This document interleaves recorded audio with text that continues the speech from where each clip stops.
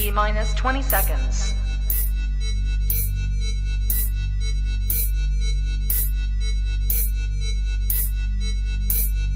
10, 9, 8, 7, 6, 5, 4, 3, 2, 1, 0.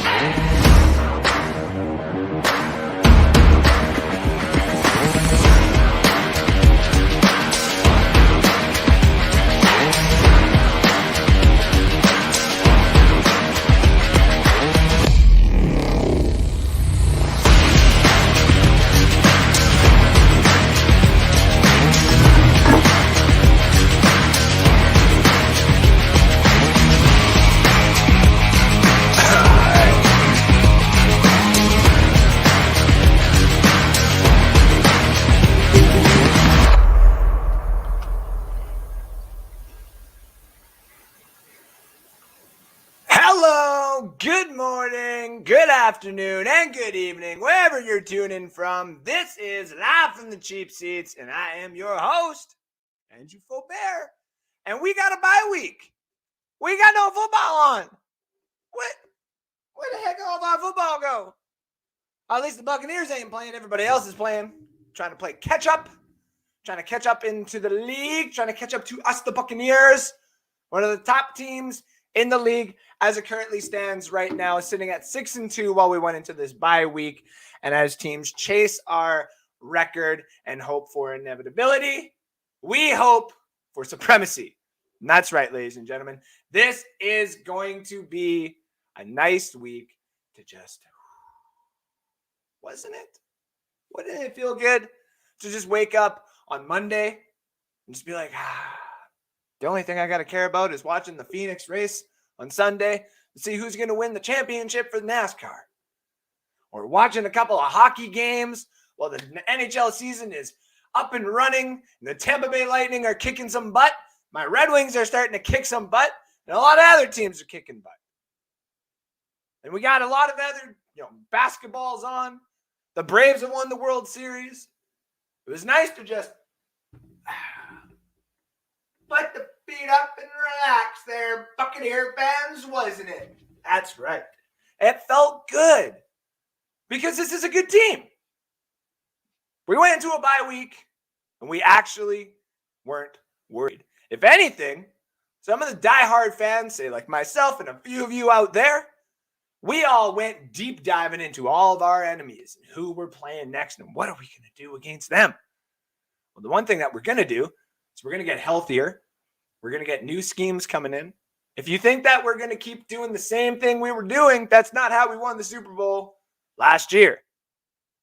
Now, this time around, the bye week that we got is not 4 weeks at the end of the season. No, we still got 10 weeks to go. That's right. Not to put us at a disadvantage at all. No, it's not like a few years back where we got a bye week in week, 3 or 4? And because of a hurricane with the Miami Dolphins, we had to do basically no bye week. That kind of sucked. So it's not like the good old days, I guess you would say. No, it's a bye week and it's a relaxing week. Right now, if you're not watching me, you're probably watching the Tennessee Titans currently taking on the Los Angeles Rams. I have, in my personal, against the spread, I have the Titans currently at least covering the plus 7.5. You can tune into that show on Wednesdays with me and Rick. Yes. And we're not doing that great this week. We're not doing the worst. We're just hoping that a couple of things go our way this time around. But also, before we get into anything else here, ladies and gentlemen, and before this gets out of focus, don't want it to unfocus off of this. Oh, into this beard. There we go. Remember to like, share, and follow not only Bucs Report, but myself on Twitter at Andrew_Faubert, or North Sports Dynasty, where we got all your Dynasty football updates for you. Any type of questions that you want answered, me and Alex answer them on the Saturday show, where we actually got a lot of people popping in and tuning into those. It's really fun, actually. I'm enjoying every moment of the new fans coming in and tuning into that. So, let's get into it. Tampa Bay Buccaneers. We're 6-2. We're into the bye week. The next team we place is the Washington football team. A team that seemed to be the only team that we really struggled against in the playoffs last year. I know what people are going to say about the Saints, but really it was the only one that we actually respectively struggled against. Our game plan is probably going to be the same because it is a regular season game. It is one to be not expected to lose or to win because, as you've seen all today, call it upset central. All these dominant, absolutely brilliant teams just didn't show up to play, like the New Orleans Aints or the Dallas Cowboys, San Francisco 49ers. A couple of these supreme teams didn't show up. Buffalo Bills only scored 6 points. The Jacksonville Jaguars won. It's a good thing I told you to take the Jacksonville Jaguars on that spread, didn't I? Woo! Man, what a weird week. But this goes to show you, Buccaneer fans, that this can happen at any point in time. We can lose at any point in time. It's not all rainbows and butterflies and boat parades, Stanley Cups joining in. No.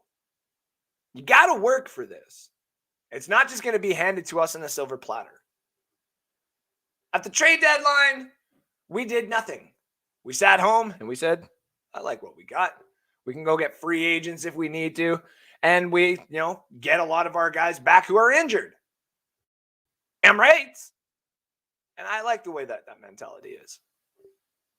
If we wanted to go out and make trades in the offseason, hell, even in the middle of the season, if we wanted to dangle Rojo and OJ Howard and maybe even Mike Edwards, we wouldn't have brought back 25 starters.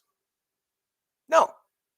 What we would have done is we would have brought a little handful that Brady liked and said, here you go, Tampa Bay Buccaneer fans. Enjoy whatever this season is going to be. Whether we, the fans, like it or not, Rojo and OJ are going to stay here. Unless they get released, unless something really bad happens. We're not going to have no Henry Ruggs situation going on this squad. Is that a bad thing? No. But other teams are going and doing it. We just saw the Kansas City Chiefs go, and try to upgrade their their offensive line as best as they possibly could and as cheaply as they possibly could. We also went and saw your current LA Rams that you see there on the TV.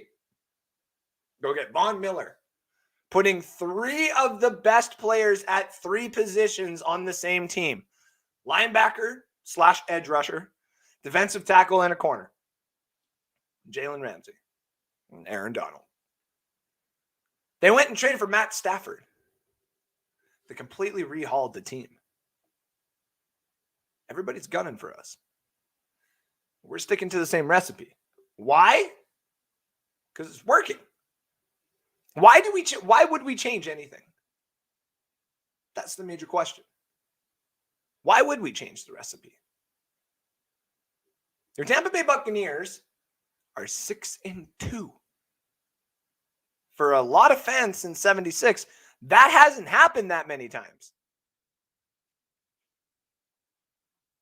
I am enjoying a winning season. Because we're not all of a sudden looking at, what happened in 79 and what happened to our little late 90s and early 2000 runs that we got to hold on to. Those are the only times that we were ever really good.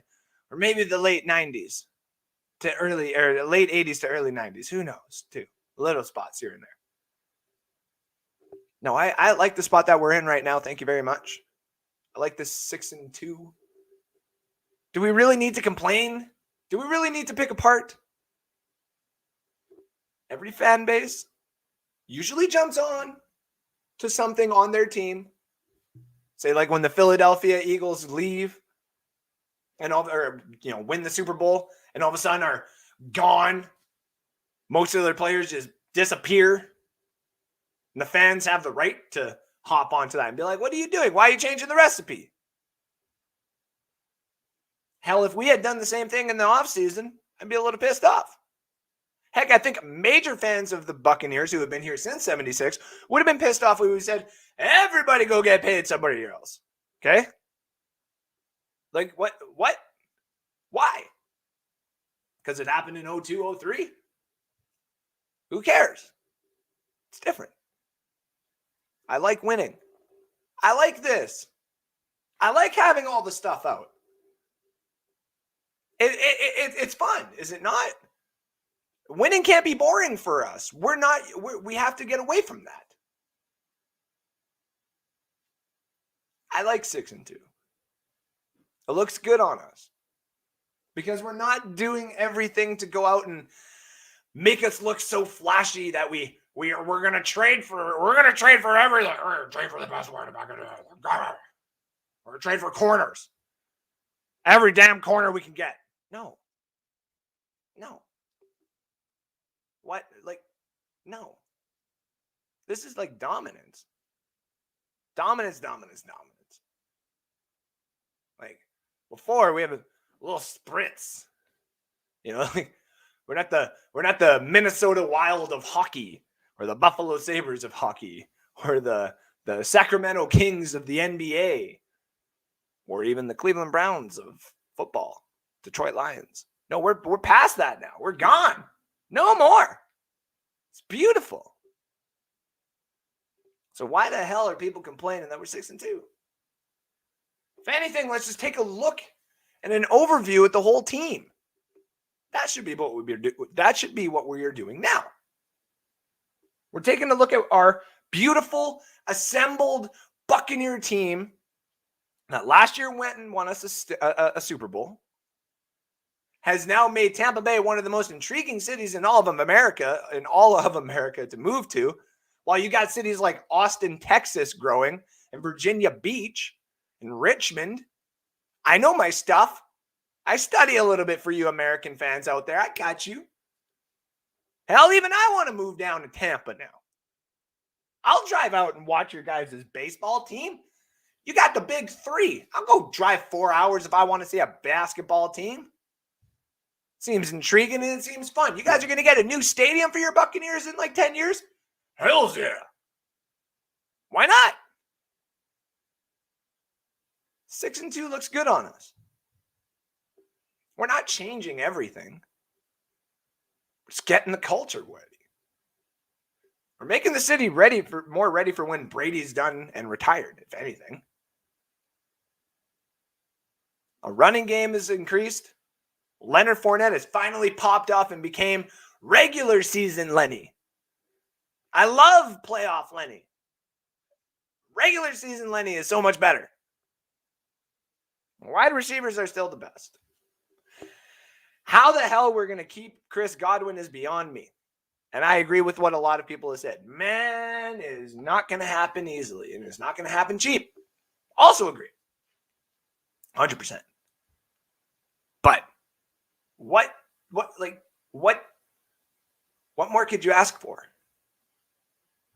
This is a fun team to watch. When Brady's done, and let's say he becomes a GM. Let's say he becomes an owner, a coach, whatever. Are we going to be mad? Ugh. Can we just get the old guy out of here? Can we just get this other GM like, oh no, Gunther, and this other guy that we all know? No. I want to keep this whole thing assembled as long as it works. Old age doesn't matter, as we've seen with our quarterback. What matters is winning, chemistry. As long as everybody gets it.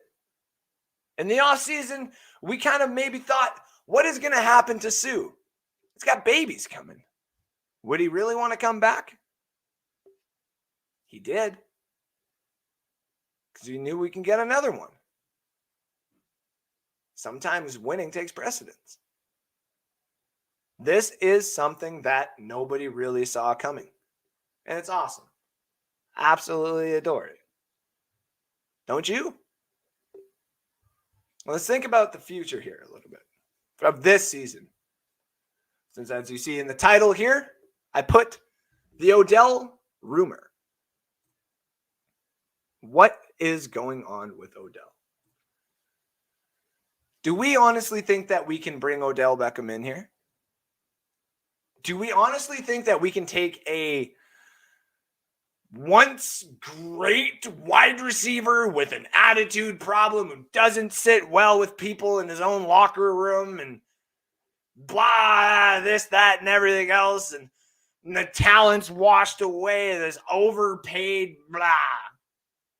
Do we really need this wide receiver here? The answer is extremely no. Is it going to hurt? Shouldn't. Want to know why?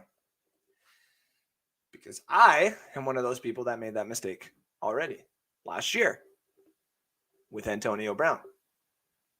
Oh, Andrew, but this is different. Whoa. Let's not get into a screaming match here. Let's all slow our horses down. I'm not advocating to have Odell Beckham on the team. No. What I'm stating right now is this team has done some things we didn't see coming. Joe Tryon, shout out to Josh Allen, Pewter Report, he was one that saw it coming. Okay?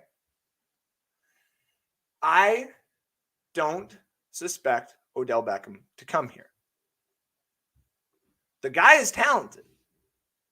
The man got paid for his talents. There's a reason why they had to restructure his contract in order for this guy to not just go to any team. It's got an attitude problem. I don't want him here, technically. I would rather Tyler Johnson and Jalen Darden and everybody have an opportunity more than Odell Beckham Jr. being the fourth option. Or slotting down Antonio Brown into the third or to the fourth option and he's the third. Or games where he's the first option. I personally don't want that. But here's what I do want. I want us to win. And if for some odd reason he fell to us, and we woke up on Tuesday morning, hell, even we went to bed Tuesday at night, and we woke up Wednesday morning, and the Bucs report has dropped that Odell Beckham Jr. is signing with the Tampa Bay Buccaneers on a 1-year vet minimum or 2.5. Basically, let's just say the same thing Antonio Brown signed at. Are we all going to just scream and get mad? Like, wah! But yeah! Last year, it was screamed at me, this is a prove-it team now, Andrew. And I agree. Now, the core of this team and what has been built to be the core of this team, offense, defense, special teams, coaching, ownership, GM, everything. All of that has been built to make a core. A couple of bad apples, the kicker, the old quarterback, an old linebacker who wanted to be overpaid, a wide receiver who wanted to be overpaid. It happens. But you know what else happens? That core sticking together. A lot of teams have the core, a whole team, a couple of corners, a couple of defensive tackles, a couple of O-linemen, a couple of wide receivers. Doesn't necessarily matter about talent. It just matters about what these players do first for the team. There's a core. Let's think of it this way. If this was the Kansas City Chiefs and they actually had success last year, people would be saying the same thing. Even Chiefs fans would probably be like, oh, we don't necessarily need him. Maybe they do. Maybe we do because of Robinson and Kelsey's getting old and this, that, and everything else. What if the Cowboys went and did it? Cowboy fans would probably be like, I don't think we need him, but hell, let's go and enjoy it. I don't say we need him. We don't need him. But the problem is I can't take when people say he's the cancer in the locker room or he's a problem in the locker room, when his off the field stuff has never actually been an issue. And the locker room stuff has. We all know that. But so is Antonio Brown's. So is Gronkowski sometimes. So is other situations he has been in. Other players that Tom Brady has played with. I mean, he did play with a murderer. Tom Brady knows how to make the best out of people. The problem is convincing Tyler Johnson, who's proven that he does deserve a better shot, better opportunity. He's got to sit back. That, I don't know. You can't necessarily develop somebody if they're not playing. So what would that become? Are we just going to start getting really, really mad at the Tampa Bay Buccaneers because we're going to start, going over the top? Are we going to start getting mad at, us going, if we had traded 2 second-round picks and brought in Von Miller and then all of a sudden say signed him to a 3-year deal, are we going to get mad at that? I don't think so. What happens? Would we have been pissed off had we actually made that C.J. Anderson trade? And we have to trade Cameron Brate and we got a corner? Or we just randomly signed Larry Fitzgerald or Deshaun Jackson decided to come back? What if all of a sudden I'm trying to think of the left tackle that went to the San Francisco 49ers. I'm just trying to throw like the most insane players to be released were available and we signed them. Are we really going to get mad at that? Are we going to be upset?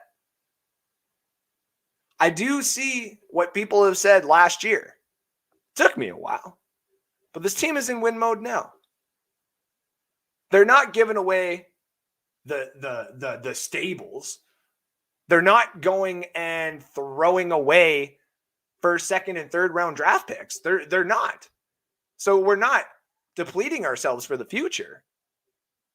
If anything, we're just wasting salary cap, which every team does. Does that money come out of your pockets? It's not taxes. It just means all of a sudden, if we start winning, home games become a little bit more expensive. But is that a problem? No. That's good for the environment. That's good for the people who work at Raymond James Stadium. That's good for ownership, because then ownership might actually go and build a new stadium and take the ship with it and put it outside for like another VIP access. Who knows? Tampa Bay might even take all their money and be the first damn team to ever have a multiplex on the water. Whole damn arena floating on the water. Screw it. Our arena is now literally on the water. So when you kick off, it's like, whoa, right? Whole thing is just like, look at a little amoeba the whole time. Who cares? We have our young guys. People are like, oh, the cap space later on. Whoa. New Orleans Saints, Philadelphia Eagles, Green Bay Packers, a couple other big teams like that, Dallas Cowboys, Kansas City Chiefs. Everybody can do it. Everybody can make it work. That's the reason why the cap specialists get paid the most, because we all just assume what the cap is. And then there's a little bit more in depth that you can do. So let's hold back a little bit here. Let's hold back. Okay? I am not advocating to bring OBJ here. I wouldn't be buying an Odell Beckham Jr. jersey if he did either. I mean, if it was worth $60 signed or something like that, sure, why not?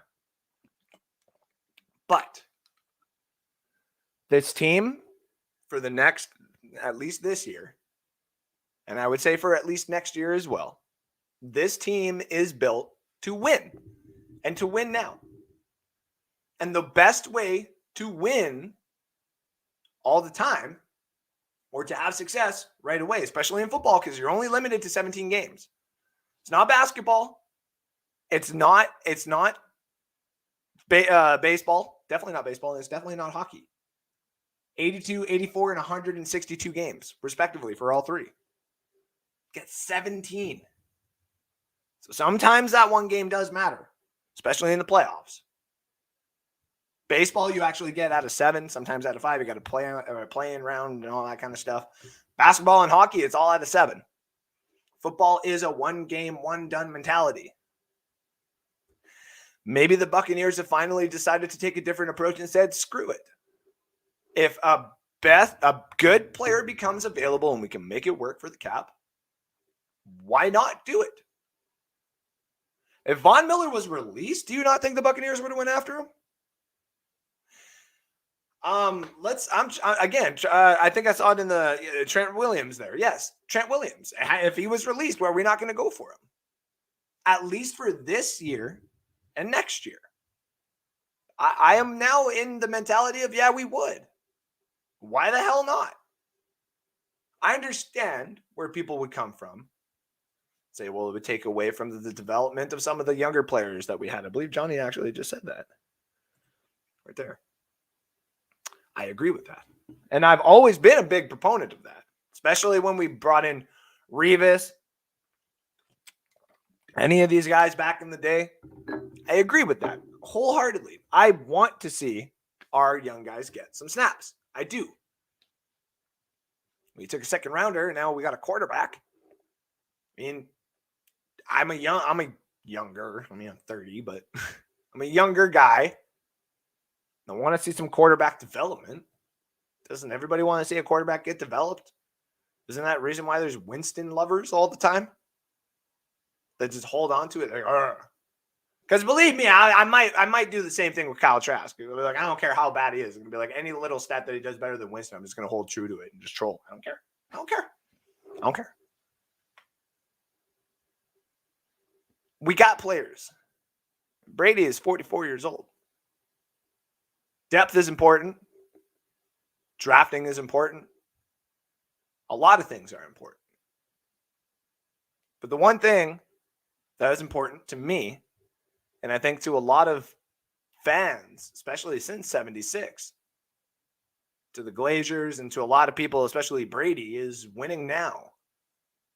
For them and the fans and the city and everything that goes along with it. You know, the money and everything. I want them to win. If all of a sudden, just hear me out, of course. Again, not advocating for OBJ to come here, but if he comes here, it means Darden becomes our returner instantly. It means anytime a wide receiver now goes down, it's just Tyler Johnson stepping up. That's it. Put 5 wide receivers out on the field for the Tampa Bay Buccaneers. Mike Evans, Chris Godwin, Antonio Brown, Odell Beckham Jr. And then it would be Tyler Johnson, technically. But let's just, take Tyler Johnson out, put Gronk in. Can you name me a single defense that is actually assembled enough to take that on? I'm not advocating for it. I'm just saying. If it happens, we wake up Tuesday morning, Wednesday morning, Thursday morning, anytime. The Buccaneers have signed Odell Beckham Jr., hell, even a Larry Fitzgerald. Something to that caliber. It's because they want it. They deserve it. All the men and women in this team who have went a long way to build what they are doing. We're building coaches in the sidelines, men and women. We're building men on the field. We're building new systems. And we're giving developed coaching staff, our offensive coordinator, our defensive coordinator, once laughed at in the league a little bit, second opportunity. A quarterback who, when I read a book about this guy, is dedicated to basically winning. And saying, fuck all the haters. Pardon my language. But he was shadowed by Bill Belichick. And he never got an opportunity to shine by himself. He never got an opportunity to do what he thought he could do to win. And teams exist. Teams exist all around in every single league for players to come in and do that. Think about this. Aaron Rodgers in the offseason. Think of all the teams that have never won a Super Bowl. Or think of teams that have literally won one Super Bowl and have just been absolutely horrible. So he goes there and does the same thing and wins the title. Do we all start getting mad at that? I mean, if Aaron Rodgers goes to the Detroit Lions and he wins them a title, my co-host on Saturdays and co-host of the NFL edition, he's going to start getting a little bit, He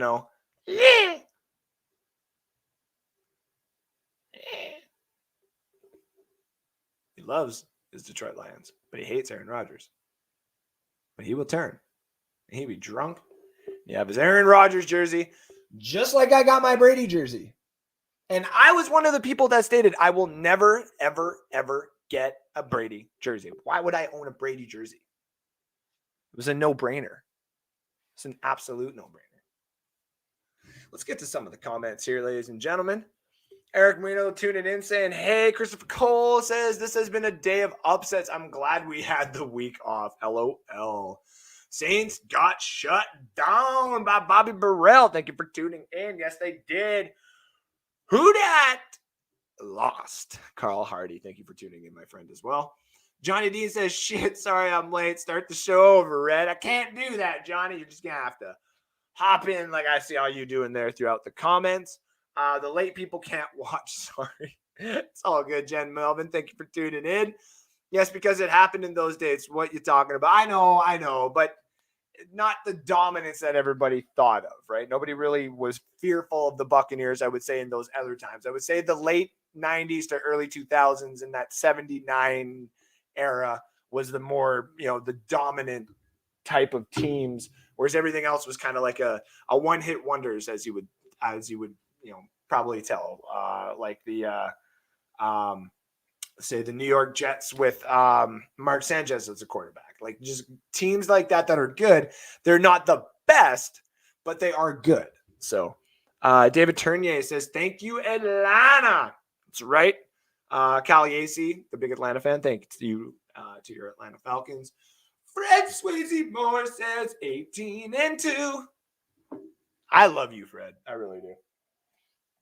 You bring it every single week, and I appreciate you.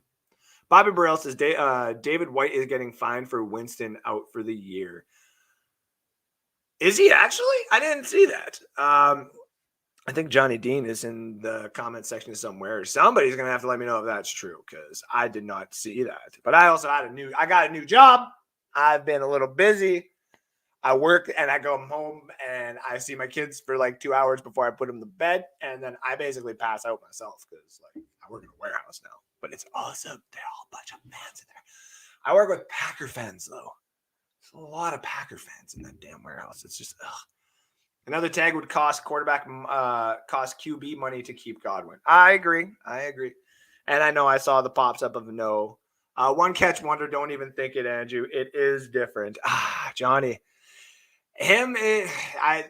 Players are players. Like if he murdered somebody or committed an act like what Henry Ruggs did or something like that, yeah, I don't want him. I know he's a little bit cuckoo as well, but again, Antonio Brown was too. So most of us said no to Antonio and we saw how that turned out. If OBJ came, then I wouldn't complain because I never turned down low risk, high reward players. David Turner, that's basically what I was saying too, buddy. And thank you. That's a better way of saying it too. Low risk, high reward players. If he's coming in and we can utilize his talents and his athleticism. Sorry, I can't talk really properly today. Then I got no problem with that. And as long as it doesn't cause, I don't want to resign him until the offseason where we would get our base and our core back and then the outside. Basically what they did, which I was proud of this organization for doing. So Brady would have the same effect on him as well. I would hope so. We never really got to see them play together like we did Antonio Brown and Brady, at least on the Patriots, for that one drive. So I am happy that we got that. We haven't seen them play, so we would hope so. Unless I'm obviously missing something, but I don't think so. Johnny goes, first off, OBJ is not another AB. OBJ has never been a miracle route runner. Second, OBJ has to clear waivers, which means 25-26 ahead of the Bucs. Yes. 3, OBJ would never be fifth in any wide receiver core. His ego would not permit it. And third, there's zero difference. That would be fourth, technically, Johnny. But yes, there's no need for him. I agree. I am on the side of that. We don't need him. But if the Buccaneers decide to go grab him, I don't think he's going to be fifth. I think he would be fourth or third. Like him and Antonio Brown would be, splitting reps at that point. But Tyler Johnson and Jalen Dart, like they're rookies, so they would just have to take the back burner. Or if he didn't work for a couple of games, they'd release him. It'd be the same thing the Packers did with the guy they released from the Cowboys there, Jalen Smith. So, but I see where you're coming from. We're a little spoiled now. Steve Slick Probert. I agree. Aren't we? We're very spoiled now. Like all of a sudden, like let's just say 2 games before the playoffs come in and like Tony Gonzalez comes out of retirement. I'm just going to join the Buccaneers for a couple of games. Larry Fitz says, I'm getting my fucking ring and I'm going to the Bucs and all that kind of stuff. And the Buccaneers just say, bring them all in. Why not? Hey, I'm not going to get mad. So Eric Munoz says, what's up, Andy? Can I come on? Now when you call me Andy, like, you know the rules. You call me Andy. Like, get out of here. Andrew, it's wash, rinse, repeat with OBJ. Not everyone is fixable, bro. He has repeated the same pattern in both places he has went. Antonio Brown did as well. That's the thing, though. That's the thing. And I'll get you in here. Like, I'm going to put the link in. Make sure I got the right one. I'm going to put the link in if anybody would like to come and pop on. Because I do have one thing for the goulash tonight that I want people to be a part of. And I know people in the comment section will like it. And it's a quick and easy one, personally. So we'll get through the comment section, and then we'll pop that out because I know Johnny Dean will pop in and say hi here. So, Steve Slick Probert also says we need a future. So that I saw your comment. That's what I was saying about the draft picks there. At least we still have the draft picks. The draft picks make the future better. When you get Joe Tryon and you can get a quarterback and you can get Jalen Darden, and then a couple of years, with the Vita Vea and the building of that, that's where you got a future. And if you can get good draft picks, not all of them hit, I get that, but we've been doing a really, really good job. So,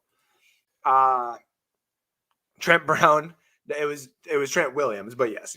I appreciate everybody tuning in. That's why we develop guys. Not everyone will stay. True. Hey, listen, with the whole Chris Godwin thing, Chris Godwin may all of a sudden turn around and just be like, blah, right? So I'm not signing with you guys. And that's completely possible. And I can see it. And he deserves his money. Like he does. So, which ideas for every useless player you add, you're taking. Yes. Rams are all in it for 1 year. I would say a couple years. I think they got 2 years, maybe 3 with this core here. They can stick around here for a little bit as well.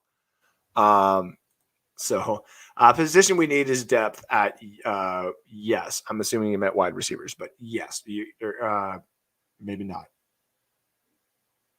A position we need depth at, yes. You have to let me know which one you were talking about there, Johnny. Depth is hugely important until the playoffs. Then health trumps all. Thank you.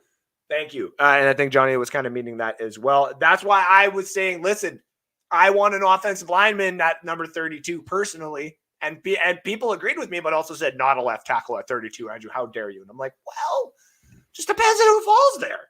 Like, come on now. Tannehill just set Peterson up for a huge hit with a slow ass release. Oh, did he? It's only 3-0 right now, too. So at least I've got the cover right now, but it's not looking the greatest. I would value Larry's ability beyond OBJ, and I would too. He will actually go beyond to make a play while OBJ takes those plays off. Yeah, again, not advocating for OBJ to come here. Just saying that if he does, not a huge problem. So, Steve Slick Probert, long time seeing you around, bro. He will fight. to win. Yes, he will. Yes, he will. He also says, cheers, bro. Been busy coaching. You coaching? Hells yeah, buddy. Let me know how that is. Yeah, I'll send you a link one time, and you'll have to come in and tell us how coaching's going for you there, buddy. So Christopher Cole says that would be awesome. And Johnny says, yes, it's true. Okay. Not a fan of that. That's just me. Talking about low risk, no reward players. # screw Kenneth Gainwell. No, that's just for fantasy, Johnny. No, in real life, he's a good player. But yeah, I know what you're talking about. And we'd have to take Darden and Miller spots, and I doubt Brady would let that happen. Miller, man. Miller. We're like a spoiled brat on Christmas. I agree. I definitely agree. We are definitely a spoiled brat around Christmas time. And it is about to be Christmas time. And I cannot wait to do this show around Christmas time. Oh, my goodness gracious. I am going to be doing, I'm planning stuff. Because now that I have time to, sit on the weekends and do stuff with the kids and blah, blah, blah, I'm going to plan some stuff. And I want to plan something cool for all of December for the Tampa Bay Buccaneers. So it'll be really, really fun. I think it'll be enjoying for everybody. And we'll get to that.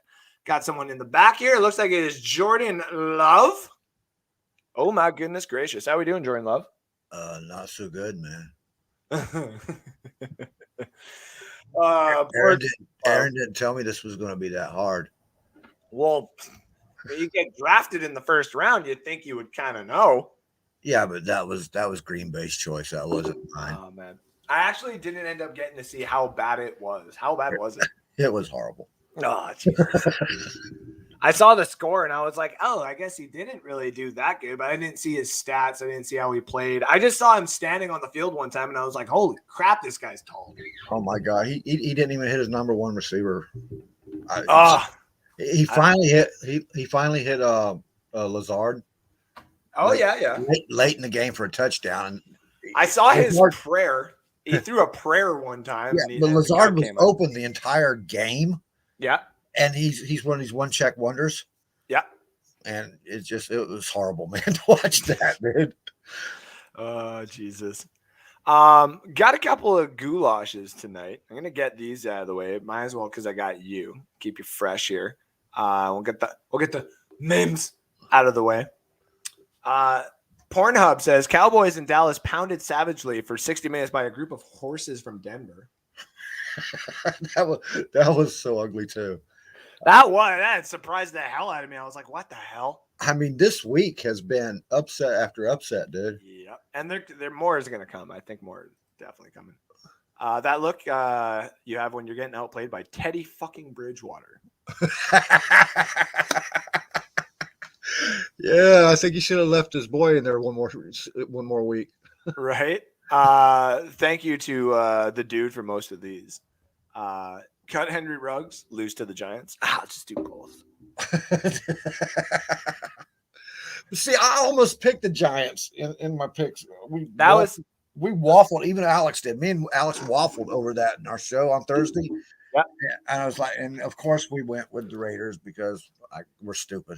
I went 2-1 for my locks. I ended up turning it around again and being like, you know what? I'll keep the Miami pick this week, and that ended up giving me the over 500. But my locks went 2-1 this week. So congratulations to the Jacksonville Jaguars for winning a game in the United States.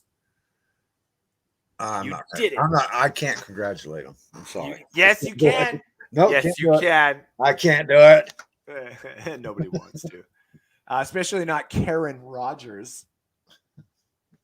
Not with the Bills, man. Come on. That was an ugly game too. That was. When you go from Teddy Bridgewater to Matthew Stafford. Yeah. It's like, hey, it is what it is. Every time a Canadian says sorry, a Timbit is born. I just figured I would let everybody know that. What the hell is a Timbit? You don't know what Timbits are? You don't got Tim Hortons down there? No. Okay, we're just gonna move on. Michael Irvin predicted AP rushes for 180 yards versus LA. He actually did too. Yeah, I know. There's a lot of cocaine.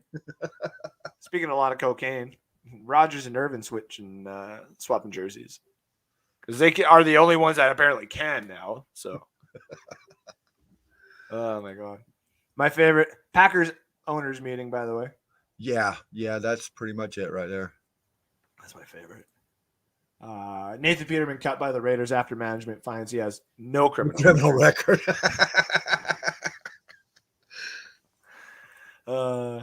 When the Invermectin or whatever the hell it's called hits. It's that horse crap that Aaron Rodgers. Oh, that's right.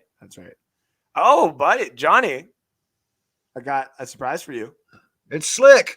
Someone decided to join in, a man that I've actually never got to meet personally yet, and this is going to be a fun time. Mr. Slick himself, how we doing, buddy? I'm doing pretty good, guys. How's it going? What's up, Slick? Good. Yeah, Long-time Buccaneer fan. Yeah, all the way from across the pond. Across the pond. Whereabouts are you located? Worcester. Oh. Where the sauce is from. Oh, gee. Yeah. All about the sauce, baby. Andrew, why do you say that in Canada? Really? You're gonna make me? Come on, say it. I literally, if we're being completely, I say Worcestershire. So yeah, okay, you not sound far. very... Not far. Yeah, okay. I get made fun of it for it. I don't even try. I'm just like it's the good stuff, man. Like that the soya sauce. You know what's funny? That's the very first question that Rick Hughes asked him too. Really? Yes. That where he's from? Yeah. How do you say that? See, I never asked him that. I just asked where he was from. So it always leads to that, though, doesn't it? Yeah. It see, I'm from where the sauce is.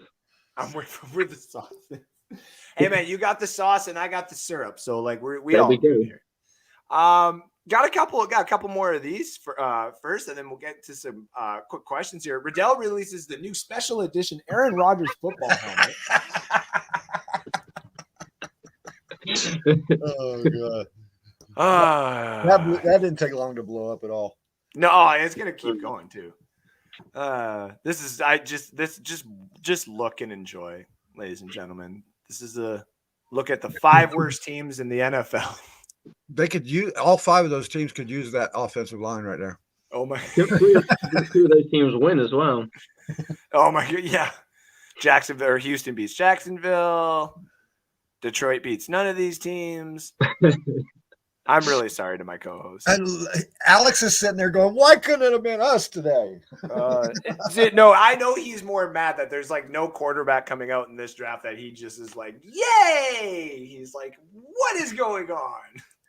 He wouldn't want him anyway. He always argues that you don't take a quarterback, and then if there was a quarterback there that was just outstanding, man, he'd be sliding right.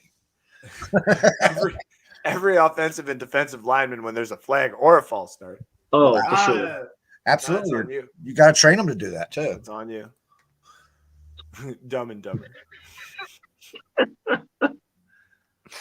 I don't understand. Aaron Rodgers, Jordan Love, and Blake Bortles. Except, I think we can actually move Blake Bortles and Jordan Love over in this case now. Yeah, because Blake Bortles have won a playoff game. Yeah, but I that's how I got my start actually on Bucs Report. As just a guess, as I popped on and I said the Jacksonville Jaguars could beat. They beat Pittsburgh, right? Yeah. Yeah, and I said they could beat Pittsburgh, and someone was like, "You are absolutely crazy," and I'm like, "They could do it. If there's a team that could do it, it's them," and they did it, and I was like, "Yay!" And I got a job out of it. Woo!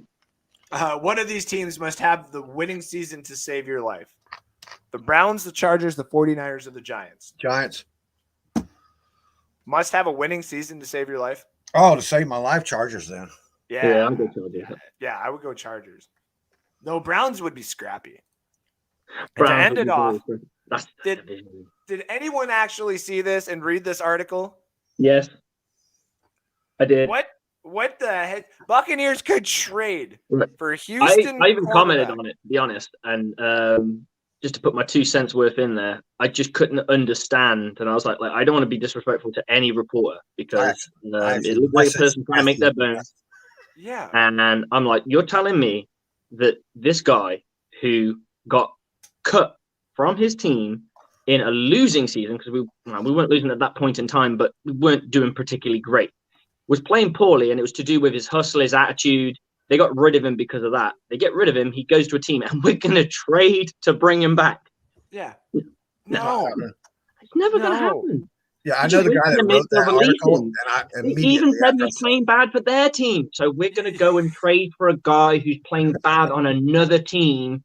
Yeah. Yeah, I didn't get it. Yeah, I couldn't get it either. All right. The one big thing that I got for tonight. So this is for the fans, and it's a good thing we got Slick here too. So Slick will actually be really good for this. Mount Rushmore of each four sports. The NFL, NHL, NBA, and MLB. Can I duck out?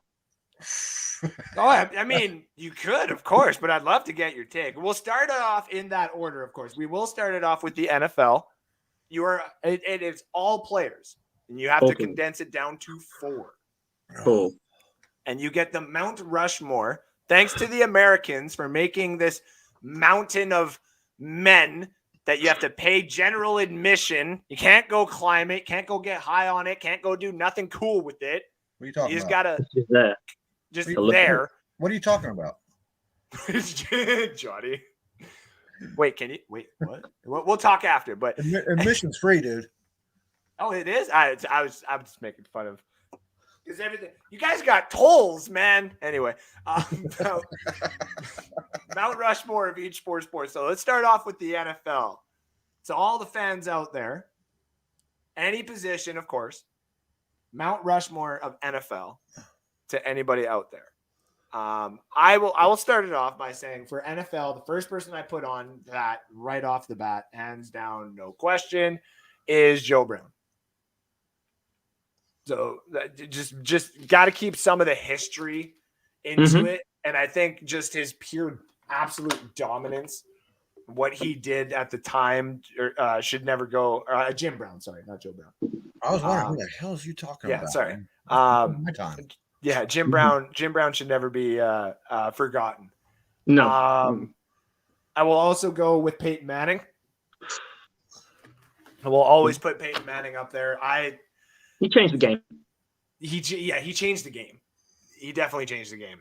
I agree. And I think if you change the game, you're in that conversation, you know? Yeah.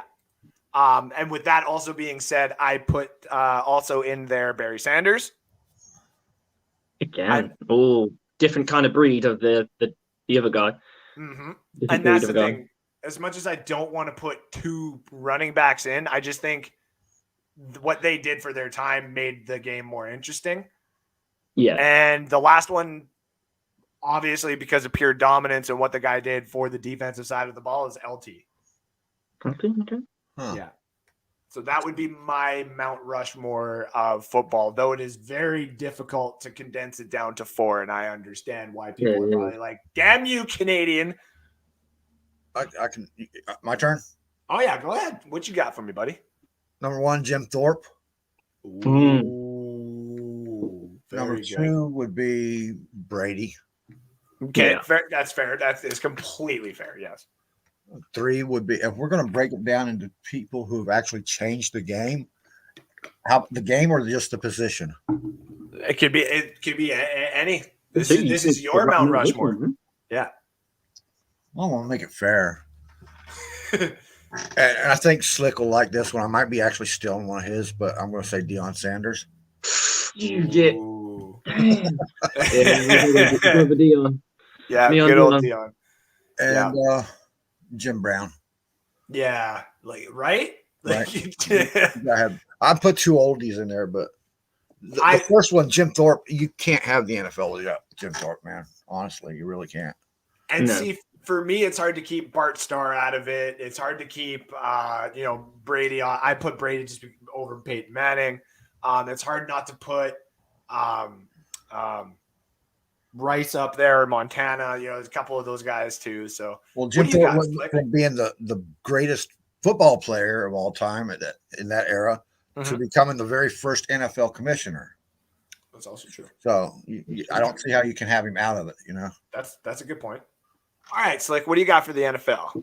All right, so I'm cheating a little bit because I get to go last, so I may copy a few guesses here. So I will go Dion Sanders. I go to Dion Sanders because he did everything a defensive player could. Well, maybe not everything a defensive player could do, but he played a little bit of offense. He played special teams and shined. Shine's not even the word. He changed the game. He looked at and said, we've all seen it where he's turned around and said, corners don't get paid a lot, huh? Watch this. And he changed it. Yeah, corners don't get paid a truckload of money. And he completely signified he would make it look easy. You watch his tape and you're just like, it's like you're baiting the pass. Go on, pass to him. Go on. You pass him. I'm going to make him look open. He's not. He's still the only cornerback that could actually be superb at his position without tackling. Yeah. Exactly. I mean, we all know the tackling side of it. Yeah. He's a corner. Actually, that was someone that was Jim Melvin actually just said that right there. Dion couldn't tackle. It's true. Very true. Didn't need to. No, he was a lockdown. He was the first lockdown. True lockdown. It's like turning around and saying Alfie couldn't cover. Didn't need to. Darrell Green was like that, though. I forgot about Darrell Green. I will go Brady too, because Brady is the epitome of what the NFL is right now. The most established player, probably is the face of football as we know it, and probably will be for a long time after he has left the game. Yep. Whether he decides to go to coach or become a GM or just chill with his lovely wife, his name will be echoed just because of what he's achieved. Now we go to the hard part. I was thinking a little Emmitt Smith, but the problem with Emmitt Smith is he did have something very special in front of him. Yeah. So I will have to go to Jim Brown, and I will go Jerry Rice. Yeah. Which is bad because I'm a defensive coordinator and I've just picked 3 offensive players. Yeah, and that's the problem with me too. Is like I'm a big defensive guy too, and I'm like, as much as I want to put Sean Taylor and oh my God, what Ronnie Stanley, not Ronnie Stanley. What's the safety I'm thinking of? Atwater and God, I'm drawing a blank. Who's the best safety of all time? Ed Reed. Yeah. Okay. He's the most complete safety in my opinion. Fair enough. Okay. You could argue Rod Woodson or Rod. Ronnie Lott. Ronnie Lott, thank you. That was the other one I was thinking of. I like Ronnie Lott personally. I was like, why can't I think of it too? And then we'll save the other half of it, I guess you would say. But let's do the NHL quick. I want to get you guys' take on the hockey side of it. Are you not a big hockey guy there, Slick? You got to remember, guys, that I live across the pond, and a lot of your games are very late in the night. Oh no, yeah, I guess that's true. So what you call prime time is the next day for us. So that was it. What time does it kick off over there? Monday Night Football. 6:30. 6:30. Yeah, it kicks off 1 a.m. 1:30 in the morning. So it's Tuesday morning football. That's not what it is right now for you, right? Yeah, it's about 2:00 in the morning.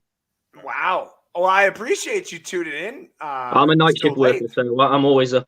I'm up all night. Perfect.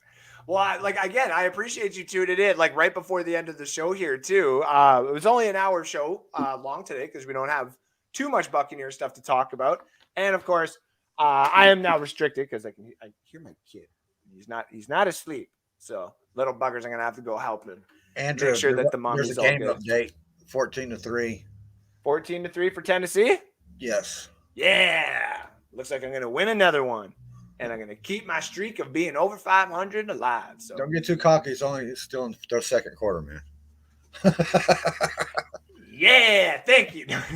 Anyways, Slick, tell everybody where they can find you. And I want to say thank you for, popping on here because you are a long time. Faubert, I coach American football in the UK. So that's one of the things I like to do. It's like, kind of being a Bucs fan kind of built that passion.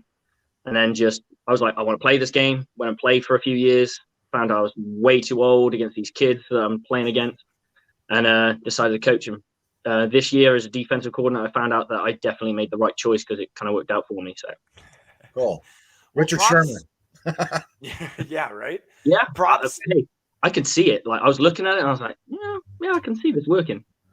Yep. And the name, the brand that he brings along with him, because when you had that respected at your position, people will listen. It's like when you've heard Bruce Arians say, "Oh, I tell them to pump their arms when they come out of a break." They don't listen to me, but Brady tells them to do it. It's like that. Exactly. Sometimes you need a player to do that. Absolutely. And also Jordan Love. Why don't you tell everybody where they can find you at? No, Jordan Love. Jordan Love can be found at the Graveyard in Green Bay. Oh, poor old Jordan Love.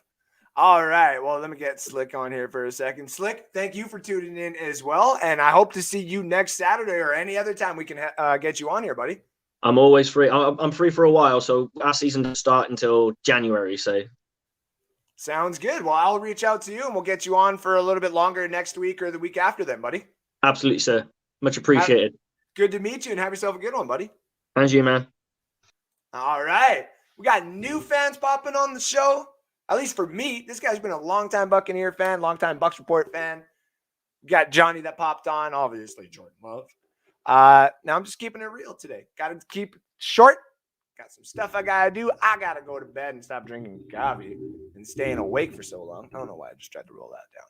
But guys and gals, thank you all for tuning in. This has been such a fun show. I love doing this on Sundays. I don't care if it's for an hour or 2 hours. Hell, we've done 3-hour shows before too. It's fun to hang out with everybody. It'll be fun when we get to talk about some football next weekend against the Washington football team. And don't worry, got all week to hear everybody talk about what the Washington football team is going to be about. Good defensive line, semi-okay defense all around, but a lot of offensive talent that we're going to need to watch out for. So listen to Rick Hughes and everybody else from Bucs Report all this week long for all your updates on the Buccaneers and what to expect from them going forward. And then you'll see me next Sunday live from the cheap seats to talk about the Buccaneers and them winning, because I'm assuming they're going to win here. But any given Sunday, anything can happen. But we're going to put the big out hopes that the Buccaneers are going to come out with the big old W, and we're going to eat that W. So, ladies and gentlemen, thank you for tuning in. It's always fun having you and all the fans always here at nighttime hanging out with me. I'm going to go get some food in my belly. I'm going to go put the babies to bed, and I'm going to go watch the rest of this game and see if the Titans can hold out the victory. Thank you all again for tuning in. I will see you all again next weekend. Take care now. Bye-bye then. Love you all. From Canada, I'm Andrew Faubert. Like, share, follow Bucs Report. This show. Follow me on the Twitters. Follow the show. No Sports Dynasty. Much love. Talk to you next weekend. Goodbye. T-minus 20 seconds.